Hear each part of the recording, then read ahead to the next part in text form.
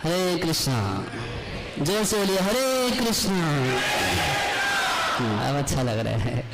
अगर सब मंदिर आए हैं ना, तो मंदिर आना मतलब मंदिर आना अपने आप फेस्टिवल होता है। भगवान को देखना आंखों का फेस्टिवल, कीर्तन सुनना कानों का फेस्टिवल है ना। तो यहाँ पर उदास मन से कोई मान लीजिए भगवान के पास है और तब भी रह जाए उदास, तो ऐसा होना चाहिए? नहीं होना चाहिए। तो अभी हम लोग यहाँ पर भगवद गीता से कुछ सुनेंगे। हमारे इस्कॉन मंदिरों में सुबह श्रीमद् भागवतम से और शाम को भगवद गीता से हम लोग सब कहते सुनते हैं। तो अभी भगवान को भोग लग रहा है, तो तब तक आप लोग भगवद गीता से कुछ भगवान का दर्शन सुनिए।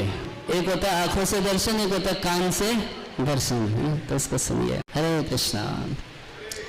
तो यहाँ पर भगवद गीता में भगवान कह रहे हैं अर्जुन से, अभ्यास्यप्य समर्थ्य हसी। तो इस श्लोक का पिछले कुछ श्लोक से कनेक्शन है। भगवद गीता में है अर्जुन जो है भगवान से प्रश्न पूछते हैं कि कुछ लोग हमेशा निराकार निराकार कहते रहते हैं, भाई वो बहुत बड़ी ज्योति है, चिंगारी उसमें जाके लीन हो जाएगी, समुद्र में बूंद चली जाएगी, उसके बाद कुछ करना नहीं है, ऐसा लोग मानते हैं। अव्यक्त आसक्त चेतसाम। तब अर्जुन डायरेक्टली पूछ दिए भगवान से कि कृष्ण आप ही बता दीजिए कौन ज्यादा श्रेष्ठ है, ये अव्यक्त वाले या जो आपकी उपासना करते हैं, आपके स्वरूप की पूजा करते हैं, आप में मन लगाते हैं, कौन ज्यादा श्रेष्ठ है? तो भगवान भी एकदम सुस्पष्ट बात बोल दिए। भगवान बोले कि देखो जो अव्यक्त में आसक्त रहते हैं तो कलेश अधिकरस तेषाम अव्यक्त आसक्त चेतसाम। जिसकी चेतना अव्यक्त में रहती है उसको कलेश ज्यादा भोगना पड़ता है। साधना में भी कलेश है, भाई भक्ति की साधना में सुख है, कथा सुनने में कोई कलेश? कोई कलेश नहीं। भगवान के बारे में बोलने में कोई कलेश? उनके सुंदर, अब आग बंद करके बिठा दिया जाए तो बहुत कलेश है, मगर इतना सुंदर भगवान का रूप देखने को मिलता है, कोई कलेश? यहाँ तो साधन करने में भी सुख है, और अव्यक्त के पीछे पड़े रहेंगे, निराकार निराकार करेंगे तो हर जगह कह रहे कलेश अधिकरस तेषाम, ज्यादा कलेश मिलेगा। बोले अच्छा लास्ट में तो उसको कुछ बेटर मिलेगा ना, तो कह रहे हैं कि लास्ट में उसको दुख मिलेगा।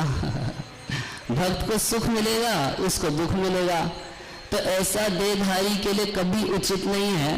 यदि भक्ति योग का अभ्यास करता है, उधर मायावादी को अपना उद्धार खुद से करना है, अपने मन को विषयों से हटाना, क्या क्या करना खुद मेहनत करनी पड़ेगी। और भगवान कह रहे हैं कि मेरा भक्त जो है तो मैं खुद उसका उद्धार करता हूँ, उसको उसकी चिंता नहीं करनी पड़ती, बस वो मेरी सेवा में लगा रहे। इतना सरल भगवान एक सुस्पष्ट रूप से बता दिए है। मगर उस भक्ति की सबसे प्रॉपर अवस्था जो है तो वो भगवान बोले 8वें अध्याय में, कह रहे मय्येव मन आदस्य मयि बुद्धि निवेश। वो भक्ति की सबसे प्रॉपर अवस्था ये है कि मन और बुद्धि पूरा पूरा मुझ में लगा हुआ हो। जिस प्रकार से गोपी जनों का, यशोदा मैया का, इनका मन था, ब्रजवासियों का, या तो उस प्रकार से लगा हो या उन्हीं के अनुसरण में लगा हो, एकदम राग मार्ग में शुद्ध कृष्ण से संबंध के नाते उनसे प्रेम करना है, तो ये भक्ति की सबसे ऊंची स्थिति है।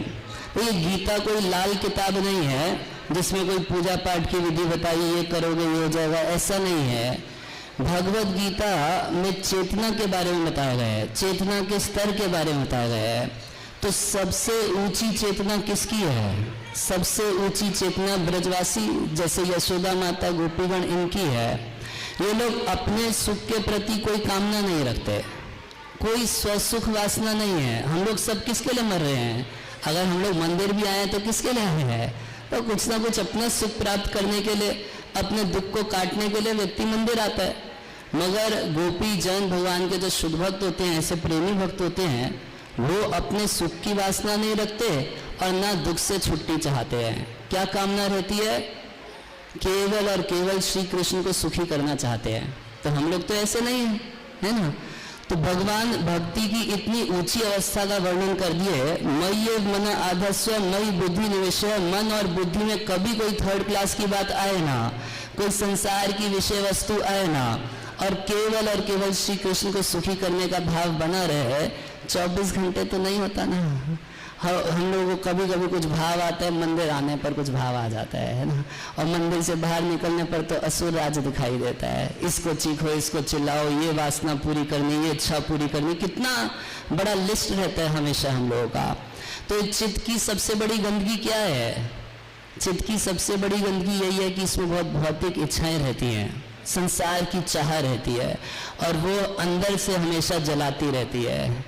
बाहर से कोई आग नहीं लगी, मगर भीतर में कितनी आग है, कामनाओं की आग है।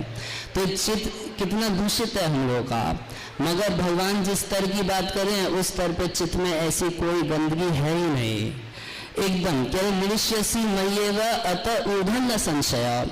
ऐसा व्यक्ति जो नीचे चीजों में आसक्त नहीं है और केवल मुझ में आसक्त है, मन बुद्धि से केवल मेरे लिए संकल्प करता है, तो वो निश्चित रूप से ऊपर जाता है। ऊर्ध्व न संशय, उसमें कोई डाउट नहीं है, निश्चित रूप से मेरे पास, मेरे धाम वैकुंठ को प्राप्त करता है। तो मगर अगर ऐसी भक्ति और उपदेश हमको आपको किया जाए जिसमें 24 घंटे केवल कृष्ण का विचार आए और कोई विचार आए ना, तो ऐसा तो हम लोग के लिए संभव नहीं है। तो हमारे लिए भी कोई प्लान है या नहीं है? है कंपनी लोग प्लान देती है ना, ये प्लान नहीं तो ये वाला प्लान ले लो, ये प्लान ले लो, ये प्लान, कोई पैकेज हम लोगों के लिए है या नहीं है? तो अगर इतना नहीं कर सकते तो तुम बेकार हो। भगवान ऐसा नहीं कह रहे, भगवान कह रहे हैं तो उसके लिए भी एक ऑप्शन है।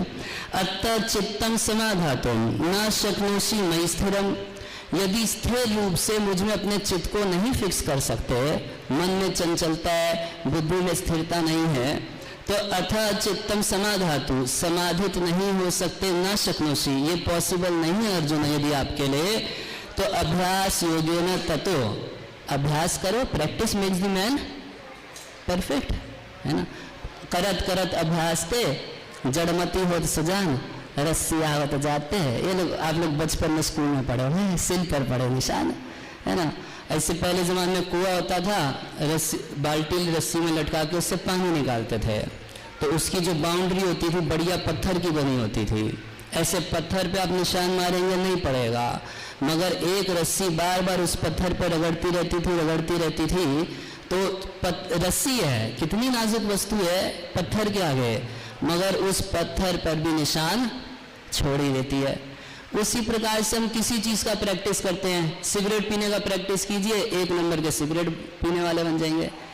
इतने लोग शराब पीते हैं, दिन रात शराब पीते हैं, प्रैक्टिस किया ना, कभी 1 बोतल से शुरू किए होंगे, तब जाके इतने बड़े बेवड़े आज बन पाए, नहीं तो ऐसे नहीं बन पाते।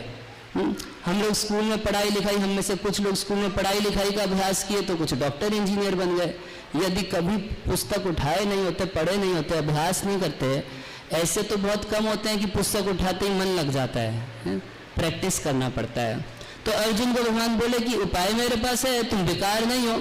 ऐसे बहुत सारे लोग हैं भाई, जैसे ध्रुव महाराज थे, अपने घर से निकल गए, नारद जी उनको भक्ति का उपदेश दिए, बोले देखो इस महामंत्र का तुम जप करना, 12 अक्षर मंत्र दिए, इस मंत्र का जप करना, ऐसे पूजा करना, मधुबन चले जाओ और पूजा करना, भगवान का ध्यान करना। तो ध्रुव महाराज 6 महीने अभ्यास किए, भगवान प्रकट हो गए। देवताओं की माँ अदिति ऐसे प्रैक्टिस की थी, वो सब कथाएं लंबी है, नहीं सुनाएंगे, आज के श्लोक पे आएंगे। तो ऐसे अनेक साधक हुए जो कुछ साधन भजन किए नियम पूर्वक, नियम निष्ठा करते करते मन धीरे धीरे भगवान में लगने लगता है। भाई कुछ नियम ले लिए, सुबह उठेंगे, जल्दी भोर में उठेंगे, मंगल आरती करेंगे, 2 माला 4 माला 8 माला 16 माला जप करेंगे, धीरे भगवान में मन लगने लगता है। मगर कुछ लोग इतना चंचल होते हैं कि उनको जिम भेज दो तो डोला उठा लेंगे, माला का वजन उठाते हुए उनको बड़ा भारी लगता है, बोलते ये हमसे नहीं होगा। प्रभुपाद जी जब विदेश गए प्रचार करने के लिए, तो प्रभुपाद जी के गुरु महाराज स्थापित किए थे कि 64 माला का रोज जप किया जाता था, 1 लाख नाम रोज जप किया जाता है। शास्त्र का विधान है कि जो 1 लाख नाम जप नहीं करता है, इसका मतलब उसका हृदय बहुत इम्प्योर है, मतलब मन में बहुत थॉट्स चलते रहते हैं, एकदम संसार की वासना में डूबा रहता है। तो प्रभुपाद जी भी 64 माला जप किया करते थे ये महामंत्र का। विदेश गए प्रचार करने के लिए, तो विदेशी लोग प्रभुपाद जी से जो जुड़े, पूछे स्वामी जी आपकी संस्था का कोई नियम है? तो बोले हाँ, इस दिन का तुम इंतजार कर रहा था कि तुम लोग नियम पूछो। तो 4 नियम बताए कि व्यभिचार आदि से बचना है, और ये 64 माला हरे कृष्ण मंत्र का जप करना है। तो वो लोग प्रयास किए, कर नहीं पाए। तो प्रभुपाद जी के पास है, स्वामी जी ये तो बहुत हैवी साधना बता दी है। तो प्रभुपाद जी बोले अच्छा हाफ कर देते हैं, 32 करो। तो वो लोग प्रयास किए, अब 32 माला भगवान नाम का जप करने का नहीं कर पाए। फिर आए, स्वामी जी नहीं हो रहा, ये भी बहुत हैवी प्रैक्टिस है। तो प्रभुपाद जी बोले एटलीस्ट 16 राउंड्स, कम से कम 16 माला जप करो। तो वास्तव में विदेशियों के लिए, मगर आज भारत के लोग के भी मन कितना चंचल हो गया है कि 16 माला के लिए भी बोलो तो लोगों को लगता है ये तो बहुत हैवी बात बता रहे हैं। कितने लोग बोलते हैं कि आप लोग की संस्था में बहुत हैवी नियम है, ऐसा ISKCON के लिए लोग बोलते हैं। तो अब जो व्यक्ति ठीक से नहीं नाम जप कर पा रहा, कोई साधन भजन नियम निष्ठा नहीं कर पा रहा, मन चंचल है, उसके लिए कोई पैकेज है या नहीं है, या वो बेकार हो गया। तो ज़्यादातर आप बाहर देखेंगे तो लोगों के पास इसके बाद कुछ भी नहीं है। यदि आप उनके बहुत ऊंचे साधन का पालन नहीं कर पाते तो उनके पास आपको देने के लिए कुछ भी नहीं है। मगर भगवान ने कहा नहीं नहीं, वहां तक लाना मेरा काम, मैं उपाय बताता हूं। तब कह रहे हैं अभ्यासोपि असमर्थोसी, हे अर्जुन यदि उस अभ्यास में भी असमर्थ हो, इतना प्रैक्टिस नहीं कर पाते हो, तो मत कर्म परमो भव, मेरे लिए कुछ काम कर सकते हो। जो अभ्यास कर रहे हैं उनकी मदद करो। भाई जो लोग भगवान का नाम कीर्तन कर रहे हैं, आपका कहते हैं, आप कहते हैं जी हमारा तो कीर्तन में मन नहीं लगता, हम मंदिर आते हैं 10 मिनट तो बैठ सकते हैं, मगर फिर घर की चिंता में हम भाग जाते हैं, है ना। हम 1 या 2 माला तो कर सकते हैं, मगर जितना नियम आप बता रहे हैं इतना तो हम नहीं कर सकते। तो जो लोग नियम निष्ठा करते हैं उनकी सहायता करो। वो जब करने के लिए बैठेंगे आप झाड़ू मार दीजिए, है ना, कुछ सेवा कीजिए। अब कहीं तो बैठ के जब करेंगे तब मंदिर बनवा दीजिए भगवान की भक्ति का। तो इसको क्या बोलते हैं, इसको भगवान बोलते हैं मेरा कर्म है।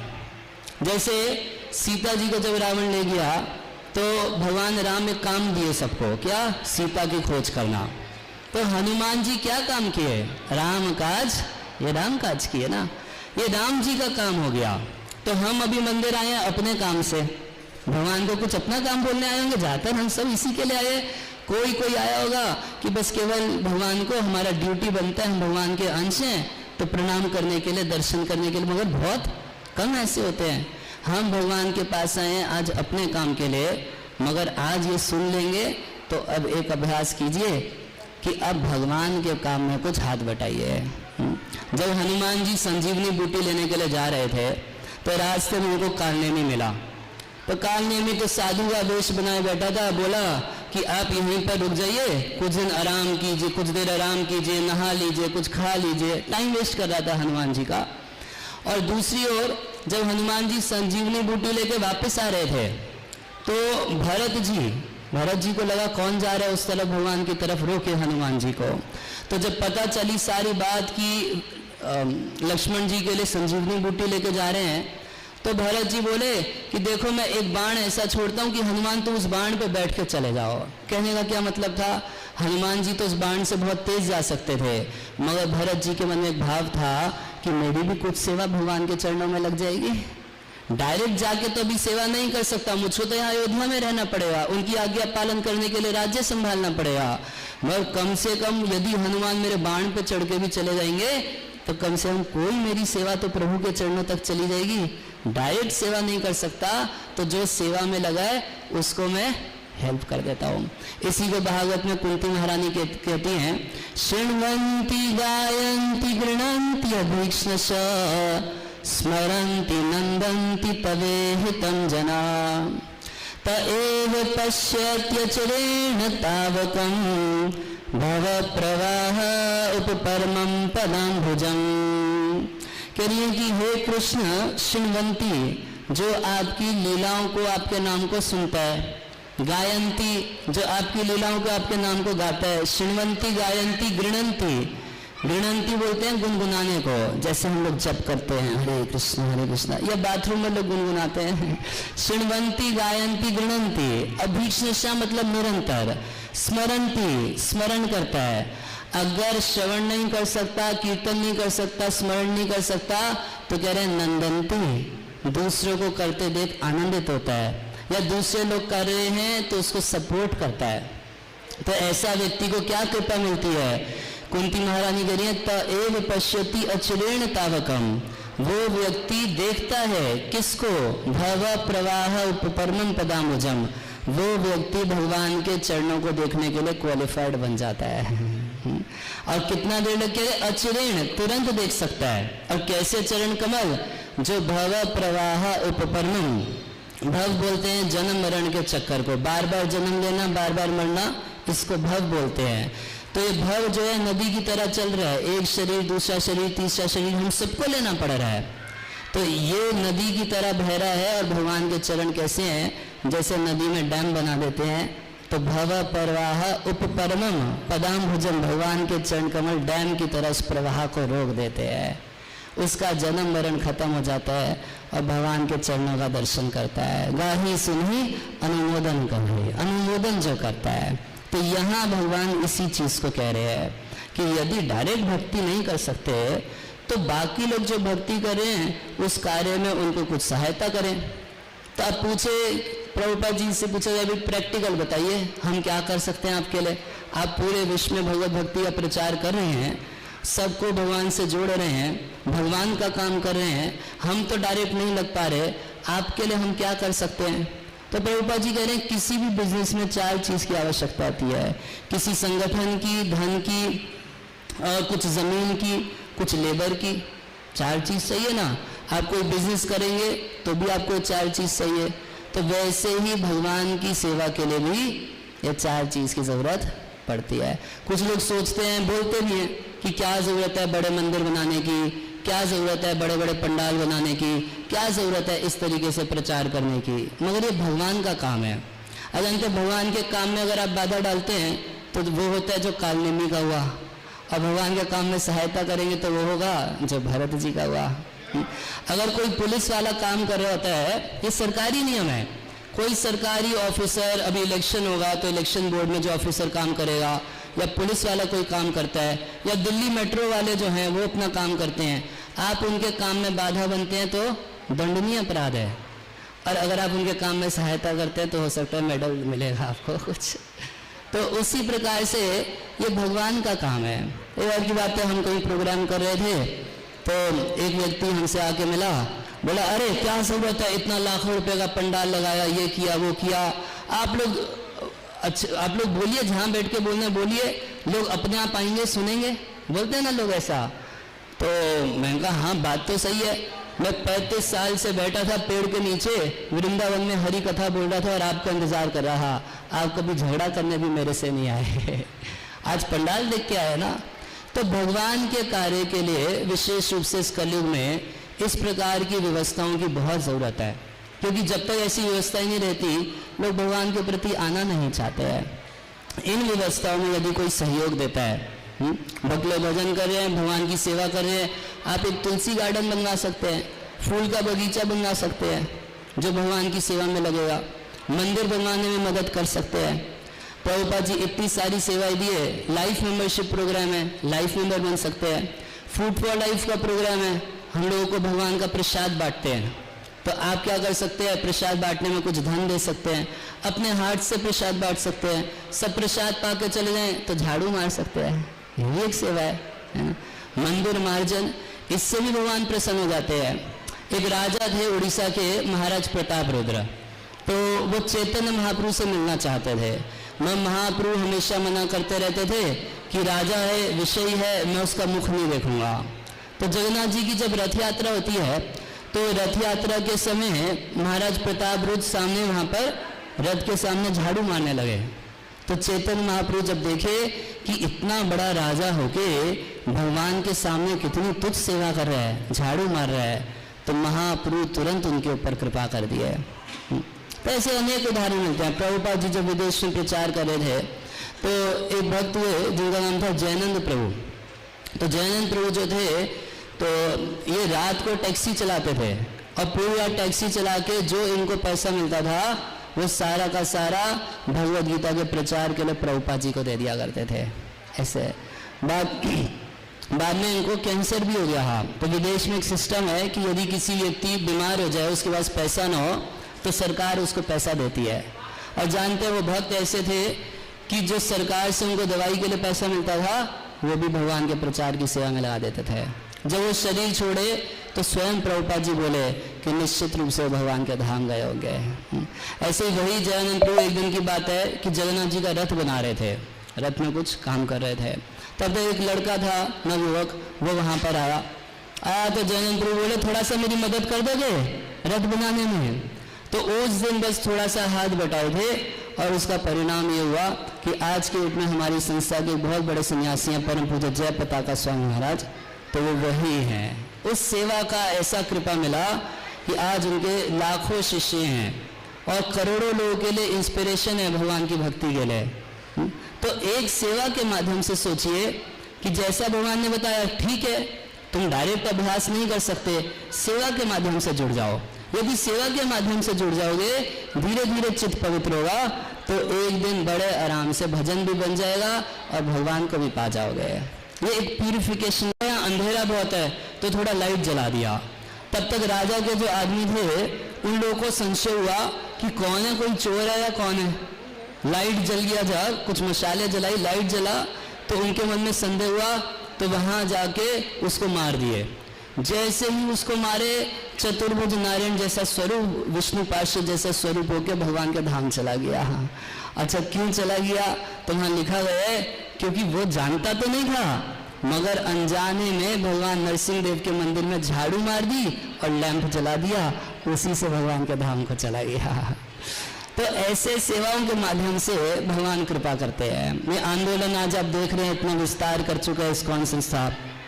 प्रभुपाद जी जब शुरू में प्रचार कर रहे थे तो प्रभुपाद जी के शिष्य लोग प्रिंटिंग भी करते थे, किताबों की प्रिंटिंग बाहर से नहीं होती थी वो लोग।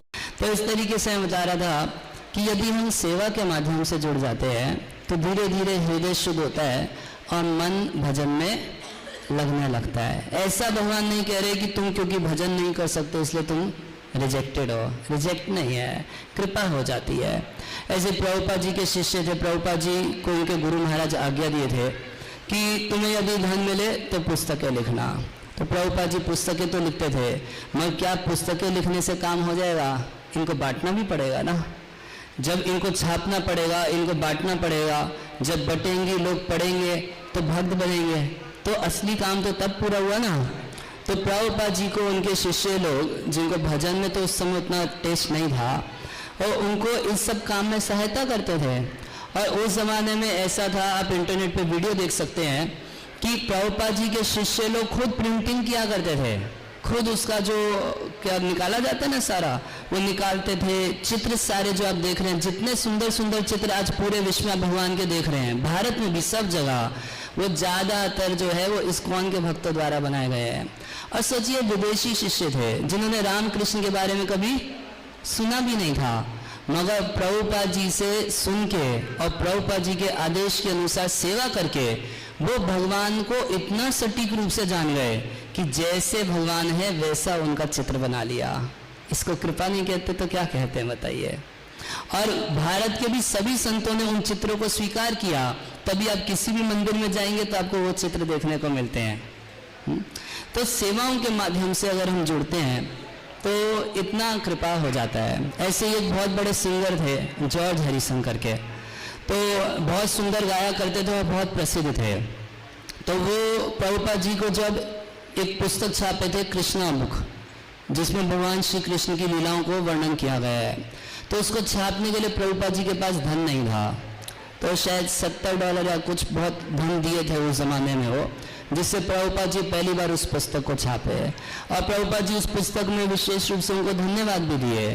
बाद में उन्होंने एक ऑडियो टेप भी रिकॉर्ड किया, पूरे विश्व में बहुत प्रसिद्ध हुआ, जिसमें हरे कृष्णा का कीर्तन गाया गया था, और प्रभुपाद जी के टेप को भी वो रिलीज किए। और उनका एक बहुत बड़ा घर था जो आज के डेट में भक्ति वेदांत मैनर के नाम से जाना जाता है, वो भगवान की सेवा में दिए। और इस तरीके से जुड़ते जुड़ते जुड़ते जुड़ते वो भगवान के भक्त हो गए।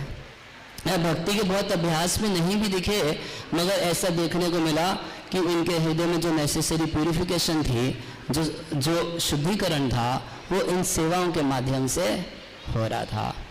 तो ये चीज यहाँ भगवान कह रहे हैं कि यदि तुम नहीं कर सकते, अभ्यास से अपि असमर्थ होसी, यदि अभ्यास में समर्थ नहीं हो तो मत कर्म परमो भव, मेरे लिए काम करो। और काम करते समय क्या सोचो कि मैं कृष्ण के लिए कर रहा हूँ। मंदिर बनाने में मदद करिए, कुछ धन देते हैं, ये सोचिए कृष्ण का मंदिर बनेगा, उसके लिए हम धन दे रहे हैं। अगर आप कुछ पुस्तक वितरण करते हैं, पुस्तक छपाने के लिए पैसा देते हैं, तो ये सोचिए कि ये पुस्तक लोग पढ़ेंगे, उनका कल्याण होगा, कृष्ण प्रसन्न होंगे, और कृष्ण प्रसन्न होंगे तो हमारे ऊपर कृपा करेंगे, एक दिन हम भी भक्त हो जाएंगे। तो इस तरीके से व्यक्ति के ऊपर कृपा हो जाती है भगवान की। तो अनेक सेवाओं की तो बहुत लंबा लिस्ट है। तो इसीलिए प्रभुपाद जी ये सारी सेवाएं ली है कि हम भगवान की पूजा करते हैं, उसमें कुछ सहायता होती है, ये है सब है। एक बार की बात है, हमारे जुहू मंदिर में एक व्यक्ति था, तो हमारे एक भक्त उनके पास जाते थे डोनेशन मांगने के लिए। तो साल में जन्माष्टमी होती थी, जन्माष्टमी के समय अभिषेक के लिए डोनेशन मांगने के लिए जाते थे।